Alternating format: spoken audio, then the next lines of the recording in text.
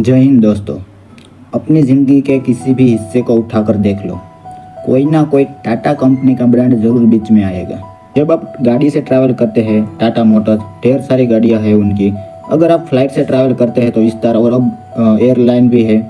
अगर आप होटलों में रुकते हैं तो ताज होटल टाटा का है। जो आप कपड़े पहनते हैं वो टाटा फैशन ब्रांड है।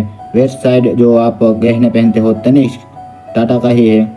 जब आप चाय पीते हैं तो टाटा चाय, यहाँ तक कि खाने में जो नमक डलता है वो भी टाटा नमक। इसके अलावा टाटा स्टील, टाटा पावर। आप यकीन नहीं कर पाओगे दोस्तों, 100 से ज़्यादा कंपनी है टाटा ग्रुप के अंदर। तो कोई हैरानी की बात नहीं है, टाटा आज के दिन इंडिया के one of the most famous और मोस्ट सक्सेसफुल कंपनी में से है। लेकिन क्या आप जानते हैं, ये कंपनी रातों रात इतनी बड़ी नहीं हो गई। इस कंपनी को बनने में 200 साल का समय लगा था। जी हाँ, आपने सही सुना, 200 साल। आइए आज के इस वीडियो में जानते हैं इंडिया के पुराने बिजनेस फैमिली की दिलचस्प कहानी, क्या है टाटा का राज। Tata Group has pioneered multiple industries in India and remains a market leader in most of them. It was Tatas who introduced a number of firsts. The first 8-hour day, the first leave with pay. I would prefer to live with the knowledge I have of upholding the values that we have and that we've tried to uphold through these years, rather than say that I've grown at 3 times the rate that we have. हमारी कहानी शुरू होती है दोस्तों साल 1822 में, आज से ठीक 200 साल पहले। गुजरात के एक गांव में एक पारसी घर में एक लड़के का जन्म होता है, नसरवान जी टाटा का। बचपन से ही बड़े रेस्टलेस रहे थे, बेचैनी थी कुछ बड़ा करने की। कहा जाता है अपने गांव में एकलौते ऐसे आदमी थे जो बड़ा स्ट्रांगली फील करते थे कि मुझे गांव से बाहर जाकर कुछ बड़ा करना है। सिर्फ 20 साल की उम्र पर अपना गांव छोड़कर मुंबई शिफ्ट हो जाते, कोई नया बिजनेस करने की कोशिश करते हैं। आज के दिन भी बहुत लड़के ऐसे ही करते हैं, गांव से शहर शिफ्ट होते हैं नए फ्यूचर की तलाश में। लेकिन फर्क यह था कि इनकी ऑलरेडी एक बीवी थी और एक बच्चा भी था। उन जमानों में चाइल्ड मैरिज बड़ी आम बात हुआ करती थी, तो सिर्फ 17-18 साल की उम्र में बच्चा हो जाता था। ये पूरी फैमिली को लेकर मुंबई शिफ्ट हुए थे और कॉटन ट्रेड से काफी आकर्षित हुए। देखते ही देखते जल्द ही अपना खुद का कॉटन एक्सपोर्ट का बिजनेस चला रहे थे। बिजनेस से जितना भी पैसा आता, इन्होंने इंश्योर किया कि अपने बेटे की एजुकेशन पर खर्च करेंगे। ये कोई कॉम्प्रोमाइज नहीं करना चाहते थे इस चीज पर, इसीलिए अपने बेटे जमशेद जी को बेस्ट एजुकेशन दी। उस वक्त इसका मतलब था कि इंग्लिश में एजुकेशन देना। तो अब जो नसरवान जी का कॉटन बिजनेस था वो अच्छा चल रहा था। और कुछ साल बाद जब जमशेद जी 18-19 साल के हुए, उनकी एजुकेशन खत्म हुई, तो उनके पिता ने डिसाइड किया कि अपने बिजनेस के लिए इसे हांगकांग भेज देते हैं। आज के ज़माने में ऐसी बड़ी आम बात लगेगी कि कोई बिजनेसमैन अपने बेटे को दूसरे देश में भेज रहा है एक्सपीरियंस के लिए। लेकिन दोस्तों याद रखिए, ये 1859 था। एयर ट्रैवल होने में अभी भी 55 साल बाकी थे। उन दिनों में बड़े ही लंबे जहाज से सफ़र तय करना पड़ता था। तो 1859 में जमशेद जी जब 20 साल के थे तो खुद उनके पिता ने इस मिशन पर भेजा कि हांगकांग में जाकर एक ऑफिस सेट किया जाए। जबकि जमशेद जी भी अकेले नहीं थे, उनकी ऑलरेडी शादी हो चुकी थी, उनकी एक बीवी और एक बच्चा था। तो बिल्कुल आसान डिसीजन नहीं था ये, पूरे परिवार को लेकर किसी दूसरी कंट्री शिफ्ट हो जाना और वहाँ बिजनेस करने की कोशिश करें। लेकिन जमशेद जी में भी बहुत उत्साह था और ये भरपूर तरीके से सक्सेसफुल हुए। 65 साल की जिंदगी में जमशेद जी ने 3 अलग अलग कंटेंट पर काम किया। इंडिया में ढेर सारी कॉटन मिल खोले और उनके मालिक बने। इसके साथ ही साथ इंडिया की पहली स्टील फैक्ट्री शुरू करी और इंडिया का पहला 5 स्टार होटल खोला। यह होटल इंडिया का ऐसा होटल था जिसमें इलेक्ट्रिसिटी थी, जिसमें बिजली आती थी। क्या आप गेस कर सकते हो कौन सा होटल की बात हो रही है? यह होटल मुंबई का द ताज होटल, जो आज के दिन भी है। लेकिन जब जमशेद जी टाटा का देहांत हुआ 1904 में, अपने पीछे वो एक ऐसी लेगेसी छोड़कर गए जिसे आज तक मैच कर पाना बहुत मुश्किल है। जमशेद जी ने शानदार लेगेसी बनाई, प्रिंसिपल और इथिक्स की। कुछ एग्जाम्पल से समझाता हूँ। साल 1874 में जमशेद जी ने अपनी पहली कॉटन मिल की फैक्ट्री खोली नागपुर में। इनका पहला एक्सपीरियंस था कॉटन ट्रेड बिजनेस से हटकर कॉटन प्रोडक्शन के बिजनेस में आने का। तो जब आप नया बिजनेस करते हो, नया प्रॉब्लम एनकाउंटर करते होगे। इन्होंने देखा कि इसकी नागपुर की कॉटन की मिल में जो मजदूर काम कर रहे हैं वो बड़े आलसी हैं, छोटे छोटे बहाने देकर एब्सेंट हो जाते हैं। और कोई भी ऐसा दिन नहीं आया जहां पर 100% अटेंडेंस दिखने को मिली हो। अब इस फेस पर बॉस क्या करता है? वर्कर्स को धमकाता है, उसे डराता है, कहता है कि काम पर आ जाओ वरना फायर कर दूंगा, वो कर दूंगा, वे कर दूंगा। लेकिन इसने इसका बिल्कुल ही उल्टा किया। इन्होंने देखा कि कोई तो रीज़न होगा कि ये मजदूर इतने आलसी क्यों है। अगर मुझे इनको मोटिवेट बनाना है तो कोई लॉन्ग टर्म ह्यूमन सॉल्यूशन निकालना पड़ेगा। इन्होंने इनके लिए एक जनरल प्रोविडेंट फंड बनाया कि रिटायर होने के बाद भी इन मजदूर को पेंशन मिलती रहे। इसके अलावा इन्होंने एक इंश्योरेंस स्टार्ट करी। अगर कोई मजदूर का एक्सीडेंट होता तो पूरा खर्चा कंपनी कवर करेगी। इतना ही नहीं, इन्होंने इसके अलावा फैमिली डे रखे, स्पोर्ट डे रखे। ये सारी चीज़ें आपको सुनकर लगेगा कि आज के टाइम पर ये सब नॉर्मल है, लेकिन याद रखें ये सिद्ध किस ज़माने में हो रही है। बाकी दुनिया में 1800 साल में वर्किंग कंडीशन बहुत ही बुरा हुआ करती थी और कमाल की बात यह थी कि ये खुद अपनी जेब से खर्चा कर रहे थे। अच्छा, फिर साल 1868 में क्या हुआ, वहाँ अमेरिकन सिविल वॉर शुरू हो गए। इनडायरेक्टली जमशेद जी के बिजनेस के लिए अच्छी बात थी। होता क्या था, इंग्लैंड ज़्यादातर कॉटन अमेरिका से इंपोर्ट करता था, लेकिन सिविल वॉर के चलते सप्लाई बंद हो चुकी थी। जमशेद जी ने इस मौके का पूरा फ़ायदा उठाया और अपनी तरफ से कॉटन की रेट भी डबल कर दी, क्योंकि इंग्लैंड को इंडिया से ही कॉटन इंपोर्ट करना पड़ रहा। इसी दौरान लंदन में जाकर अपना ऑफिस भी सेट किया और काम करने लग गए। 4 साल तक भरपूर प्रॉफिट कमाया, लेकिन 4 साल बाद अमेरिकन सिविल वॉर खत्म हो गई और अमेरिका से आने वाले कॉटन वापस चालू हो गए। इसकी वजह से टाटा के बिजनेस पर बहुत बुरा असर पड़ा और लॉस में जाने लगा। जमशेद जी यहाँ पर भी डटे रहे। उन्होंने कहा कि वो मेक श्योर करेंगे कि सारे इन्वेस्टर को रिटर्न देंगे, बस थोड़ा टाइम मांगा उनसे। जमशेद जी अपनी कंपनी के मालिक होते हुए भी अपनी कंपनी में फिक्स सैलरी पर काम करे, ऐसी मांग थी इन्वेस्टमेंट की। इतनी शर्म की बात है, लेकिन फिर भी वो डटे रहे। ये दिखाता है कि ये अपने बिजनेस के लिए कितना डेडिकेटेड थे। और पता है दोस्तों, उसके पिता नसरवान जी भी ऐसे ही थे। नसरवान जी का कॉटन का बिजनेस जब अच्छा नहीं चल रहा था, इन्वेस्टर अपने पैसे वापस मांग रहे थे, तो उन्होंने अपना घर बेच दिया उन इन्वेस्टर के पैसे वापस करने के लिए और एक सक्सेसफुल भी रहे। नसरवान जी और जमशेद जी ने अपने बिजनेस को बचा लिया। इससे हमें सीख मिलती है कि आपके अंदर पैशन है, डेडिकेशन है और स्किल है तो आपके सक्सेस के चांस बहुत बढ़ जाते हैं। दोस्तों, जमशेद जी के कई सारे सपने थे जो अपने जमाने के लिए असंभव थे। एक हाइड्रो इलेक्ट्रिक प्लांट खोलना, एक स्टील प्लांट खोलना, एक ऐसा 5 स्टार होटल बनाना जहां पर किसी भी रंग के लोग जा सकते हैं। उन जमानों में रेसिंग बहुत होता था। उनकी लाइफ टाइम में वो सिर्फ एक होटल ही खोल पाए, लेकिन उनके जो बाकी 3 ड्रीम प्रोजेक्ट थे, इन पर काम शुरू हो चुका था उनके देहांत से पहले। बाद में उनके बेटे थे दोराबजी टाटा। उन्होंने इंश्योर किया कि उनके बाकी 3 सपने भी हकीकत बनेंगे। साल 1910 तक टाटा का स्टील प्लांट भी शुरू हो चुका था। स्टील प्रोडक्शन शुरू हो चुकी थी। इसी टाइम के दौरान फर्स्ट वर्ल्ड वॉर शुरू होती है और ब्रिटिश एम्पायर को सख्त जरूरत पड़ती है स्टील की। ऐसे में टाटा स्टील देश का सबसे बड़ा स्टील सप्लायर बन जाता है। टाटा स्टील का इस्तेमाल किया जाता है ब्रिटिश टैंक को बनाने के लिए, हथियार बनाने के लिए, रेलवे ट्रैक को बिछाने के लिए।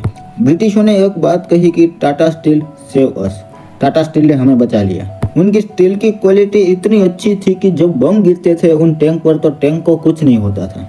और उसके बाद टाटा स्टील और भी पॉपुलर बन गया। वर्ल्ड वॉर खत्म होने के बाद बड़ा नाम हो चुका था टाटा स्टील का। साल 1914 तक टाटा ग्रुप इतना बड़ा बन चुका था कि इसके अंदर 14 अलग अलग कंपनियां आती थी, लेकिन ये तो सिर्फ शुरुआत थी। दोराबजी टाटा ने कंपनी संभाला साल 1938 तक, जिसके बाद उसके दूर के कजन जहांगीर रतन टाटा ने कंपनी को टेक ओवर कर लिया, जिसको जेआरडी टाटा भी कहा जाता है। जेआरडी टाटा एक्चुअली में ग्रो अप किए थे फ्रेंच में और वहां पर ये पायलट भी थे और बहुत पैशन था फ्लाइंग का।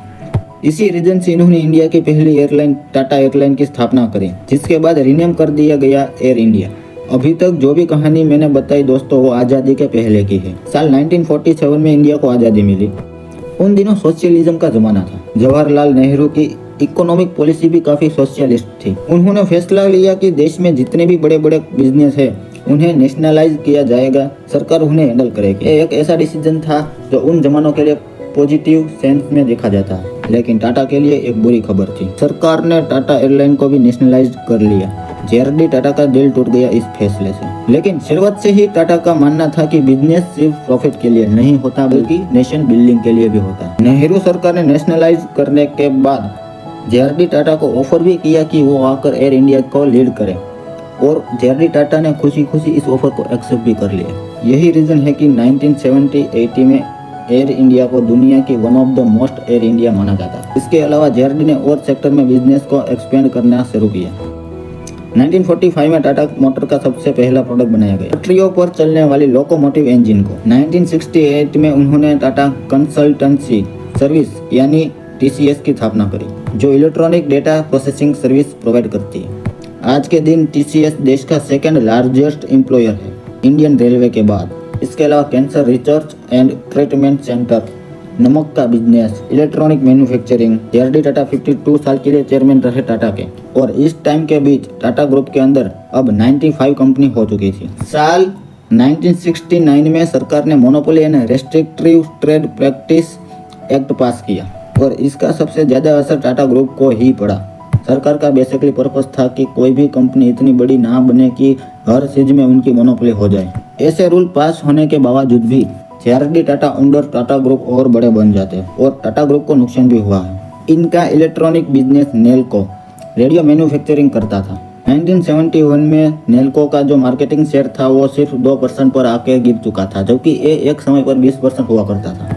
अब नेल्को की ही बात करते हैं तो जमशेदजी टाटा के एक ग्रैंड सन भी थे, जिन्हें बुलाया गया नेल्को को वापस ट्रैक पर लाने के लिए, और ये इंसान कोई और नहीं दोस्तों बल्कि रतन टाटा ही थे। वैसे तो ये सन 1962 से ही फैमिली बिजनेस पर काम करने लग रहे थे, लेकिन साल 1971 में इन्हें नेल्को की असाइनमेंट दी गई। रतन टाटा ने कहा कि रेडियो की मैन्युफैक्चरिंग करना बंद करते हैं अगर हमें नेल्को को ट्रैक पर लाना है तो। नई टेक्नोलॉजी में इन्वेस्ट करते हैं, जैसे कि सैटेलाइट कम्युनिकेशन, और 3 साल के अंदर अंदर बिजनेस टर्न अराउंड हो गया, और 1975 तक नेल्को का मार्केट वापस 20% पर आ गया था। अनफॉर्चुनेटली इस टाइम के दौरान इमरजेंसी घोषित करी गई, और इससे नेल्को के बिजनेस पर वापस एक बुरा असर पड़ा। लेकिन पता है क्या दोस्तों, कुछ ऐसे ही कहानी नागपुर की उस कॉटन मिल की है, जिसे जमशेद जी के अंडर सेटअप किया गया। रतन टाटा को रिस्पॉन्सिबिलिटी दी गई कि उसे रिवाइव करे, और ये मिशन भी सक्सेस होते होते रह गया। लेकिन इस पॉइंट तक आते आते सीनियर मैनेजमेंट ने देख लिया था कि रतन टाटा कितने कैपेबल है। इसी रीजन से साल 1991 में उन्हें अनाउंस किया गया as successor of JRD Tata, और उन्हें बना दिया गया the chairman of Tata group. 1991 वही साल था जब PM मनमोहन सिंह ने अनाउंस किया था कि इंडिया लिबरलाइज हो रहा है, अपने मार्केट को बाकी दुनिया के लिए खोल रहा है। सडनली इंडिया ने सोशलिस्ट मॉडल को छोड़ा और कैपिटल मॉडल की तरफ मुड़ने लगा। कहा जाता है कि उस वक्त इंडिया की इकोनॉमी को बचाने का ये एकलौता तरीका था। टाटा ग्रुप पर्सपेक्टिव से देखा जाए तो ऐसा होता देखकर रतन टाटा ने उल्टा किया, जैसे JRD टाटा ने किया था। इन्होंने टाटा सन्स की ओनरशिप को बढ़ाना शुरू कर दिया। ऐसा इसलिए किया ताकि कोई भी इंटरनेशनल कंपनी अब आकर टाटा ग्रुप की कंपनी को ना खरीद पाए, और ये डिसीजन भी इतना सक्सेसफुल निकला कि ना सिर्फ टाटा ग्रुप बचा रहा इस पीरियड में, बल्कि टाटा ग्रुप ने फॉरेन कंपनी को भी एक्वायर्ड करना शुरू कर दिया। इंग्लैंड में एक टेलटीटी कंपनी होती थी, 12 मिलियन में टाटा ग्रुप ने उसे खरीदा। यूरोप में एक स्टील जायंट था, टाटा ग्रुप ने उसे भी खरीद लिया। एक और ऐसी ही रसप्रद कहानी है जगुआर और लैंड रोवर की। कार मैन्युफैक्चरिंग कंपनी यूके की थी, लेकिन जब बात करी जा रही थी इस कंपनी को बेच दिया जाए तो इस कंपनी के वर्कर्स ने कहा कि हम खुद चाहते हैं कि टाटा कंपनी हमारी कंपनी को टेक ओवर कर ले। जगुआर लैंड रोवर को 3-4 कंपनी से ऑफर मिले थे, तो इन 3-4 कंपनी में से कंपनी के वर्कर्स ने टाटा को चुना। ये लग्जरी ब्रांड था, लेकिन इसका मतलब ये नहीं कि टाटा अपने ग्रास रूट लेवल कस्टमर को भूल गया हो। नवंबर 2003 में कहा जाता है कि रतन टाटा ने एक फैमिली को देखा स्कूटर पर ट्रैवल करते हुए। 4 लोग एक ही स्कूटर पर फंस के बैठे हुए थे, बारिश हो रही थी, बड़ी मुश्किल से मैनेज कर पा रहे थे। 5 साल बाद रतन टाटा ने टाटा नैनो कार लॉन्च करी, और लॉन्च करते वक्त एक कहानी सुनाई। टाटा ग्रुप का मानना है कि उसके बिजनेस की फिलोसॉफी के सोशल अपलिफ्टमेंट को लोअर मिडिल क्लास लोगों को चेंज कर देना चाहते हैं कि वो खुद की एक अपनी गाड़ी ओन कर सके। सिर्फ 1 लाख रुपए, दुनिया की सबसे सस्ती गाड़ी। हाँ, ये एक अलग कहानी है कि इस गाड़ी की मार्केटिंग स्ट्रेटेजी बहुत ही खराब थी। इन्होंने इस तरीके से मार्केट किया कि देखो सबसे सस्ती गाड़ी है, सिर्फ 1 लाख रुपए की गाड़ी, लेकिन ये नहीं सोचा कि लोगों के मन में क्या परफेक्शन आया होगा। जब ये चीज सुनेंगे कौन इस गाड़ी को खरीदना चाहेगा। अगर कोई इस गाड़ी को खरीदेगा तो आसपास के पड़ोसी क्या बोलेंगे कि ये देखो कि कितने चीप लोग हैं जो सबसे सस्ती गाड़ी खरीद लाए। एक बहुत बड़ा मार्केटिंग फ्लो था यहाँ पर, लेकिन टाटा का फोकस ब्रांडिंग स्ट्रेटेजी में कभी इतना रहा नहीं। ये चीज आप इस फैक्ट में भी देख सकते हो कि कई इंस्टीट्यूशन एंड बिजनेस खोले टाटा ने जो टाटा ने अपने नाम पर नहीं रखे, जैसे कि इंडियन इंस्टीट्यूशंस ऑफ साइंस। और जो नागपुर में कॉटन मिल की मैं बात कर रहा था वो इम्प्रेस था उस मिल का नाम, और ये नाम रखा गया था द क्वीन विक्टोरिया के कोरोनेशन को कोमेमोरेट करने के लिए। ताज होटल जो ब्रांड है उसमें भी टाटा का नाम कहीं पर भी नहीं आता। और जमशेदपुर जो शहर है जो जमशेद जी टाटा के नाम पर रखा गया था वो एक्चुअली में टाटा ने नहीं रखा था, बल्कि जो ब्रिटिश सरकार थी उस वक्त उन्होंने रखा था। रतन टाटा का जन्म 1937 में हुआ था और उसका देहांत फिलहाल ही में हुआ है 9 अक्टूबर 2024 को। तो ये थी दिलचस्प कहानी दोस्तों टाटा ग्रुप की। आ दुनिया नो नियम केवो से घरो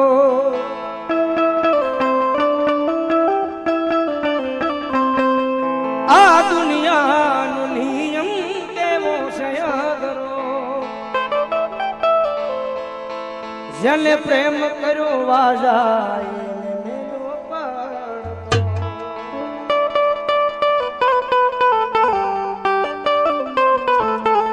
હવે જા ખુશ રહેજે તું કાયમ એવી દુઆ હું કરું